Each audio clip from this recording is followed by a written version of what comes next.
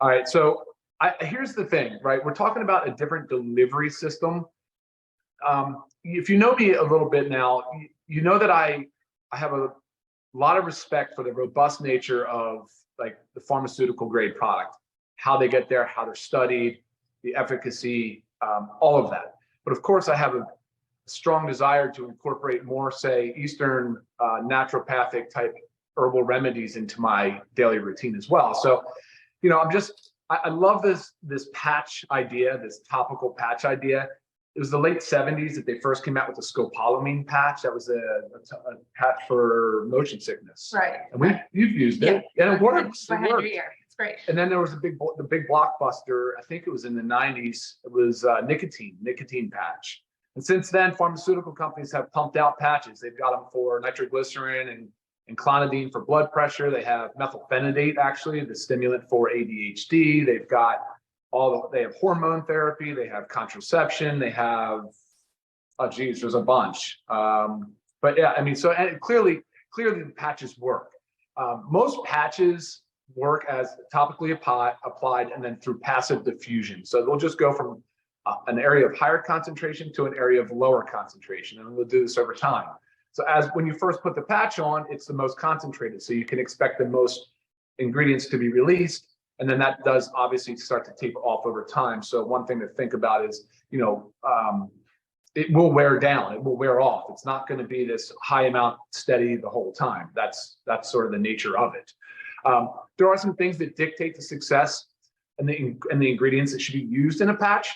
You know, obviously molecular weight and size is the biggest. So large molecules just don't qualify. So like a B12 is a very large, very heavy molecule. You'll see it in patches. I don't know why people put it in there. It does not absorb. It's just too large. But a lot of that, there's like in the skin world, the cosmetics world, there's like a 500 Dalton rule. So if the molecular weight is 500 Daltons or less, they can typically expect to see some absorption. And of course, like you have to carefully kind of curate and hand select which ingredients will match that criteria. And there's other factors, of course, that would dictate absorption, pH and solubility and penetrability and all the different things that you consider from an ingredient perspective, right? So let's talk about a little bit some of the benefits of the patch, like we did talk about. So first of all, it's different, right? I mean, you're not mixing a powder, you're not taking a capsule. It's an easier thing. It allows longer dosing intervals, so you're not having to remember, say, morning, lunch, and dinner. Right. It's kind of like a set it and forget it. Yeah, it kind of is, right? But I don't want you to forget to take it off either. Yeah, and then you know, there's also this concept that it avoids the liver, right? Hepatic first pass metabolism. What does that mean? So if you take something by mouth, usually, almost always, the first place it goes once it's absorbed through the gut or the intestine is it goes to the liver to be metabolized and broken down. And that's a challenge. That's a big challenge for orally administered meds, anything, vitamins, minerals, herbals, botanicals, anything. So transdermal does avoid that. So the dosing can be different, can be lower, which you'll see. Of course, you'll see that here in the patches. The first pass, an example of first pass while we're talking about energy would be caffeine, right? Caffeine gets absorbed, it quickly goes to the liver and is metabolized into, I think, 3 metabolites. I know you like paraxanthine is one of them, but yeah, there's a lot of metabolism associated with that. So the dosing of the caffeine in this product, I think, is 10 milligrams, and that is per patch.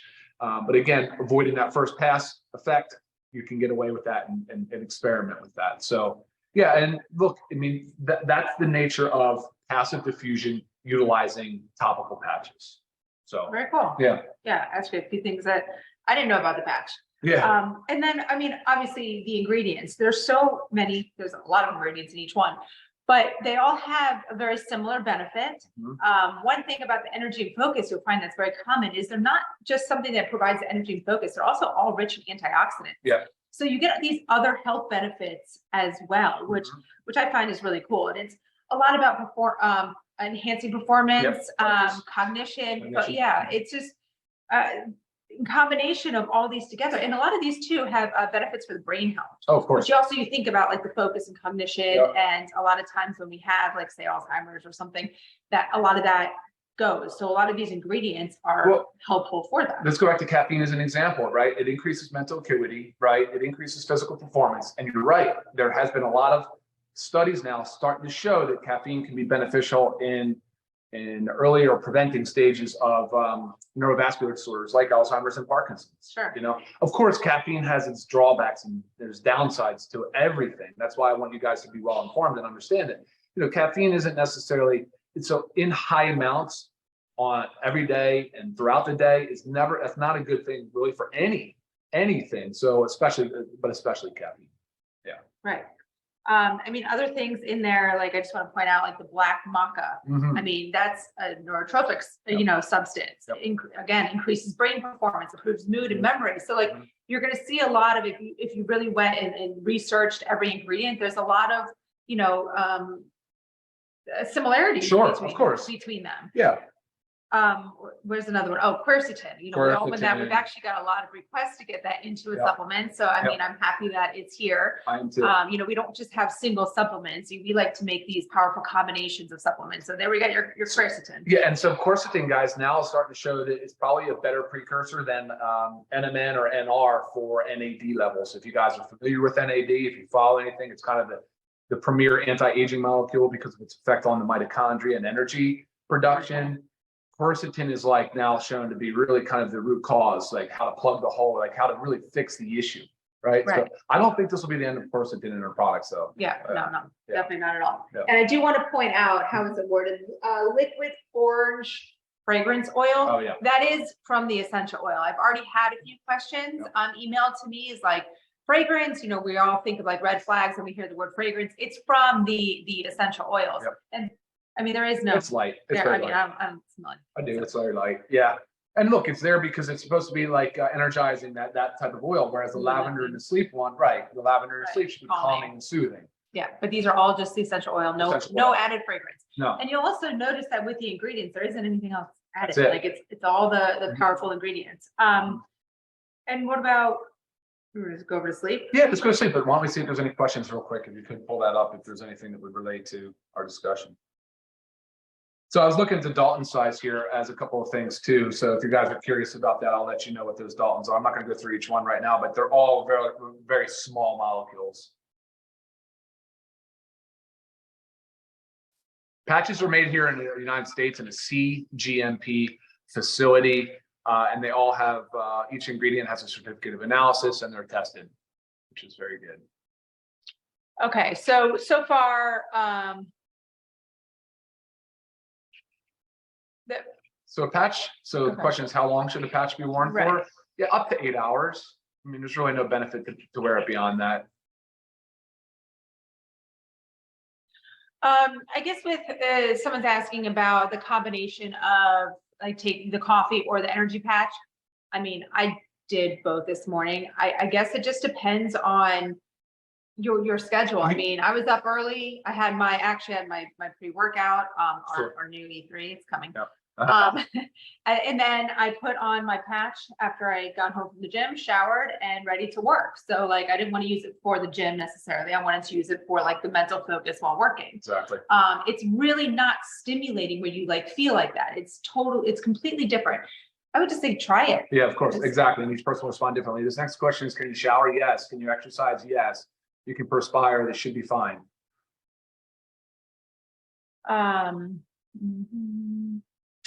Okay, so there was a few questions up here, Ryan, about the melatonin, which as we're going over to our sleep. So one thing that I actually suffer with sleep issues. I just always have. I swear it runs in my family. My parents are like that. My brothers are like that. It is what it is. So I'm always looking for a sleep product that actually, of course, that really works, but also one that I don't have to, forget to take. Or what if like I already brushed my teeth and then I forgot to take my sleep supplement.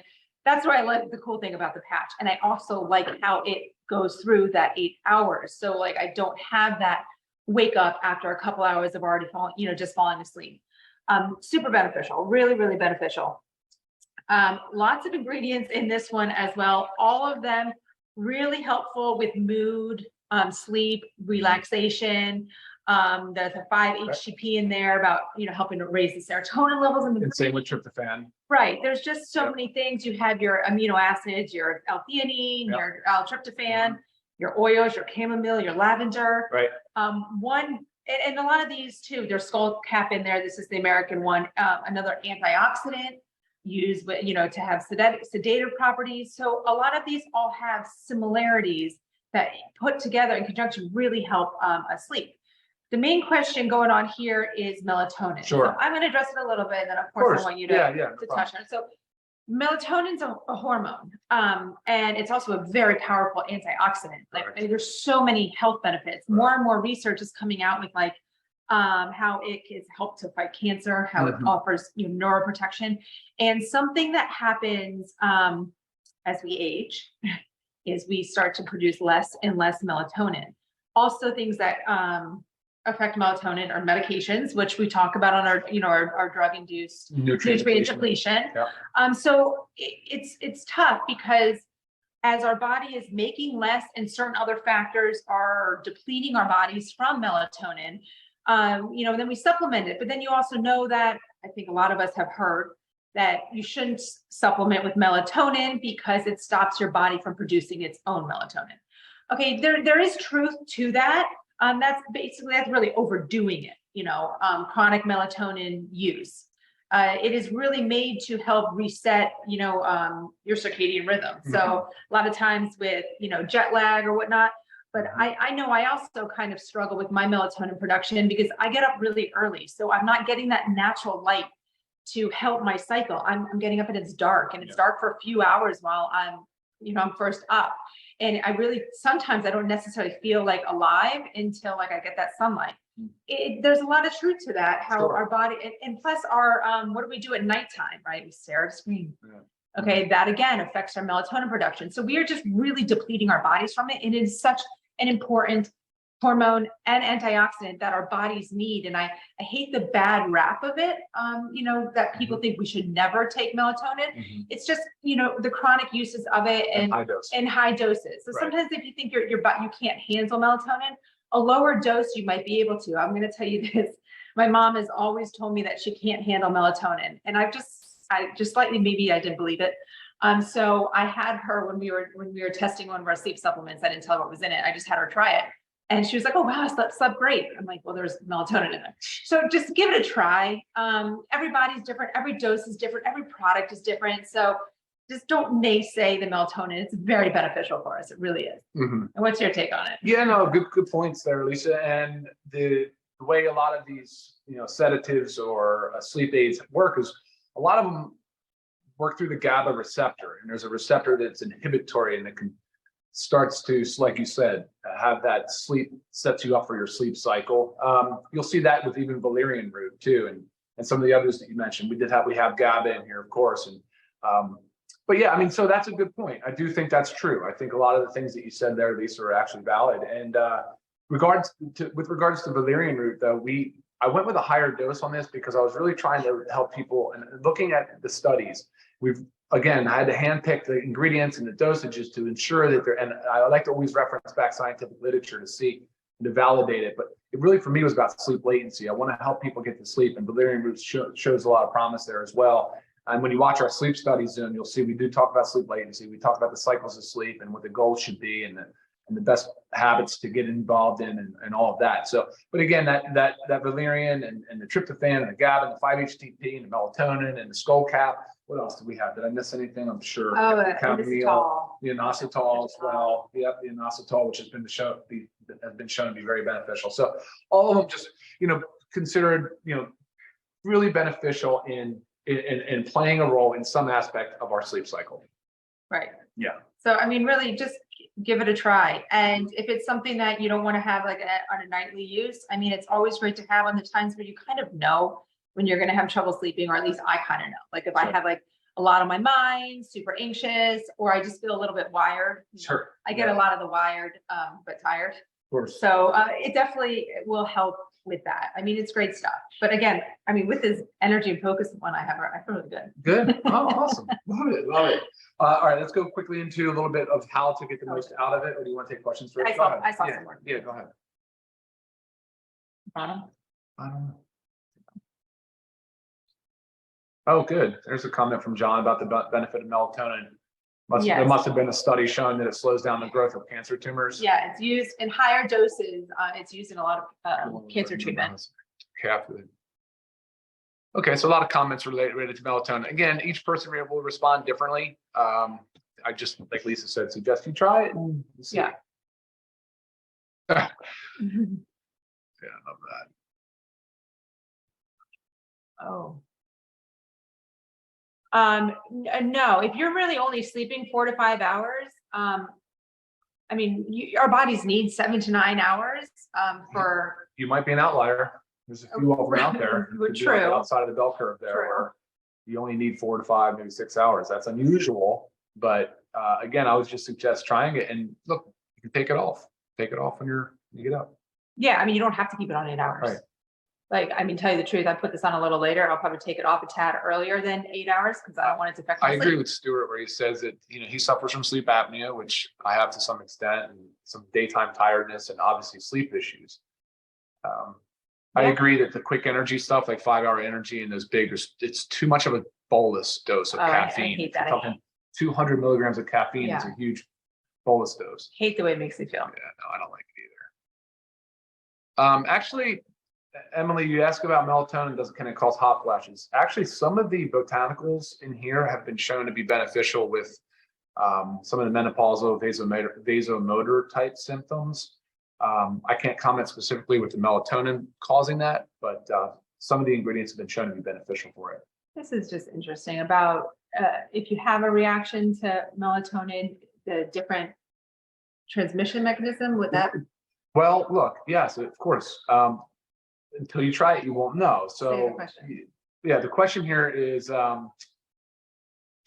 person had a bad reaction years ago and stopped taking it, but to melatonin. But if this is different because of the delivery mechanism, and it could be. However, I mean, melatonin is still bioavailable orally. It's not saying it's not. So it's just a different dose. It's a different mechanism. It's possible that it could have a different physiochemical reaction with your body. So. Yes, 100% take the magnesium with the sleep patch. There's no magnesium in the sleep patch. I intentionally left the magnesium out of the patch. That was one consideration. I said, no, we have our own to focus on and to make sure it's there as well. Yes, these can be used. You can use them every day, but again, you're going to end up finding out what works best for you. You may cycle it, find out what works best.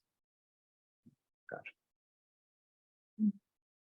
I don't want to put, so this question has to do with the timing. I would never want to wear this energy patch anywhere even remotely close to bedtime. So I'm saying 10 a.m. at the latest. I mean, that's too late for me even, but I put this thing on right when I wake up. Right. And I'll take it off early. I won't leave it on if it's start pushing to 3 p.m. I mean, I'm a slow metabolizer of caffeine though. So some of the people that are sensitive to it, like I am, at 1 o'clock, I'm done. I can't take any more caffeine. And 2 o'clock's my cutoff. Yeah. Just personal. You have to really just figure out what works for you. So this question is about our caffeine intake. The only other product that has caffeine in it is the coffee. The reds and greens do not have caffeine. Yep. And our E3 that's right. version will. That's right. Yeah. That's right. But again, you balance it. We don't. So this question is about a weight loss patch. We don't believe in a magic bullet type deal for that. It's a lot to do with lifestyle and functional kind of lifestyle habits. So Joey, absolutely no jitterness or heart racing. Yeah. And I also, like I said, I had caffeine earlier this morning. Cool. Okay. Yeah, I think that's good. That's a lot of questions. Thank you for chiming in. Okay. Next. Yeah, we did talk about most of it, but here's the thing: who should not take this, and absolutely, if you're pregnant or breastfeeding, you do not take either one of these products. That pretty much goes for anything to make sure that if you're pregnant or breastfeeding, you're checking with your obstetrics doc, and to make sure that it's approved. So. Right. Yeah. And if there's any questions specifics that we always say about like drug, medication, interactions, email those over because those are very personal. Of course. Not necessarily general questions. Yeah. Any drug interactions I can help you with, I can advise you on. I think from that, there's really no other contraindications other than hypersensitivities. If you know your hypersensitivity to some ingredient, then sure, probably not the product for you. Oh, I did have a question. Can somebody cut it in half if they really just want half? No, we don't cut patches. You don't cut patches. You do not cut patches. No. And that's just a. That's a no-no. That's been like a no-no. That was pharma established that just because it changes the matrix. It changes the way that the drug, the medicine and such, and the ingredients are laid in the patch. So Okay. it's one whole patch. It's one sort of just delivery mechanism. Gotcha. Do not alter the So patch. it's more or less just take it off a little earlier if it's something. Yeah, Okay. no cutting. You don't cut. You can't cut and say I just got half the dose. Okay. You can't. You know what I mean, or a quarter or whatever it might be. There's no way to know. Okay. Yeah, I think besides that, and then being able to shower or work out with it, those are the only other questions that I got absolutely. prior to starting this training. One thing that's cool too is like how thin these are, how light they are. Sturdy patches. I mean, they're easy to ship. They're great for international.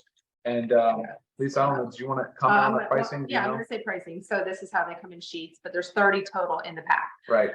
Where are my pricing?